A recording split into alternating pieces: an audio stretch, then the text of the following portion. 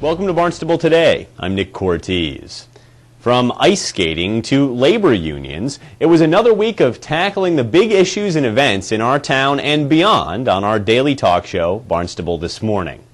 We'll get to those topics in a few moments, but we begin our look back on the week that was with our weekly conversation with Town Manager John Klim.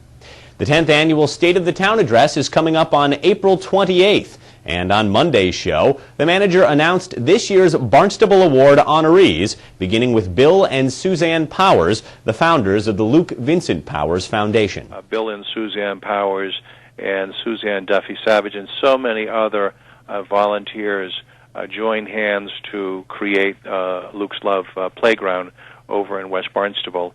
You know, through their own tragedy, the loss of their boy, came the creation of the Luke Vincent Powers Foundation that has done so many good things in our community, from granting scholarships to working on this playground that is a playground that can be used by the developmentally disabled youngsters, in all youngsters actually.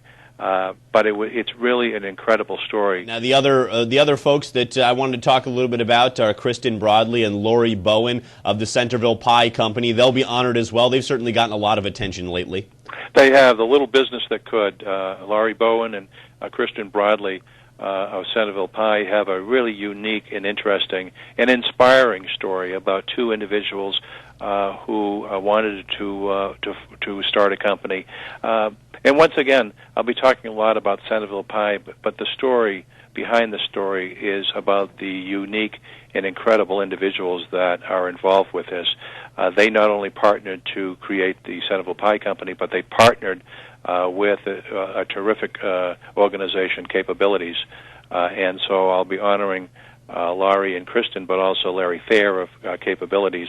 And so it's a really inspiring story about a successful business, but more so about some incredible people. Last week, a team of federal, state, and local law enforcement officials arrested 27 people across Cape Cod in what's being called the region's largest drug bust in the last decade.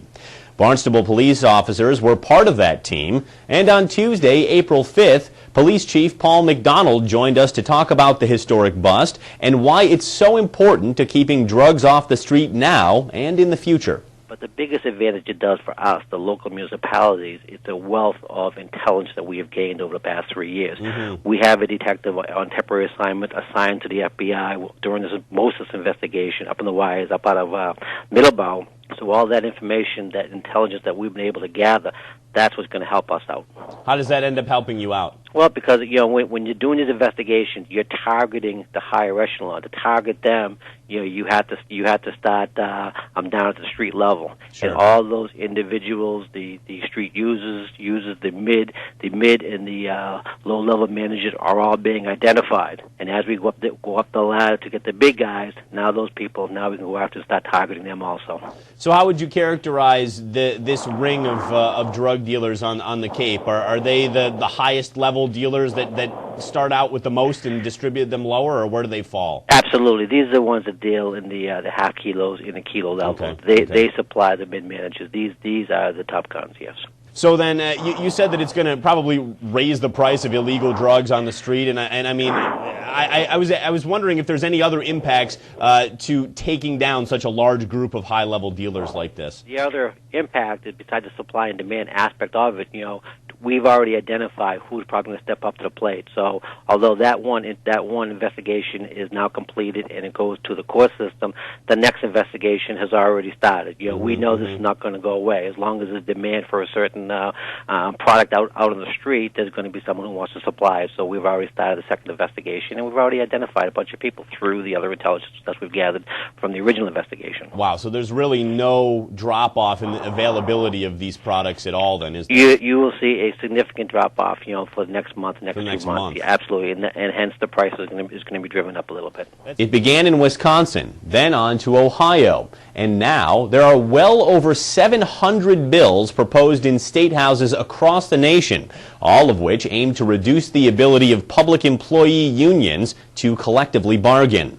Later on the Tuesday program, State Senator Dan Wolf had some strong opinions on what seems to be a budding national trend. After 30 years of dismantling the private sector labor unions in this country, the Koch brothers and cohorts on the right are now focused on dismantling the public sector labor unions. There's nothing like a time like this when everybody is scared and there are people out there that are really hurting and sectors of the economy that are hurting, where that kind of, the ability to do that becomes much more likely, and the vulnerable people are that much more vulnerable. I think it's very important to take a deep breath and say, look, yes, we have a short-term fiscal crisis. I would not like to see this as an opportunity to dismantle that part of our middle class, which still is organized into collective bargaining, which about 34% of the public sector in this country is organized. So those 700 bills are simply an effort to do the same thing to public sector organized labor that has happened in the private sector. A generation ago, 40 years ago or so, about 35% of the private sector was organized, and now less than 7% is. And I guess the people who are going after this feel like there's no need to continue to beat down the private sector. Wages in that sector have been stagnant for the last 30 years. Real wages haven't gone up in the private sector. That is related to the fact that the labor unions have been destroyed. And again, this sounds like I'm just simply a shill for labor unions. I'm not. I think there's some real issues with the labor unions in this country that I would love to discuss either today or at a later time. But right now, what is under attack, and let's be real clear about it, that's what's going on, is the collective bargaining rights of public sector employees for the same reason that private sector employees' collective bargaining rights have been undermined. Thousands of international visitors have descended upon Cape Cod for a major figure skating competition that continues through this weekend at the Hyannis Youth and Community Center. Patty Lloyd, the Vice President of Sales for the Cape Cod Chamber of Commerce, was one of the many people who played a key role in bringing the event to the Cape. And on Business Wednesday, she joined us to talk about the economic impact that the event could have on the region. We're hoping that the return on investment we're estimating approximately $1.5 million to be infused into Massachusetts, Cape Cod, Hyannis, Dennisport, Yarmouth, and they're branching out. They're going to Chatham. I saw a bunch of them walking up and down 132 going to Cape Cod Mall. There were tons of them on Main Street yesterday in the rain. It's just been, the impact should be huge. It might not affect the whole Cape, but it's definitely going to impact us and get our numbers up there in April, which is when we need it. Yeah, certainly. It's a great preseason boost. About how many people are here, Patty? Estimated by the time they're all in should be about 3,000 people. So that's skaters, family, friends, and so on and so forth. Yep, and exactly. Yeah.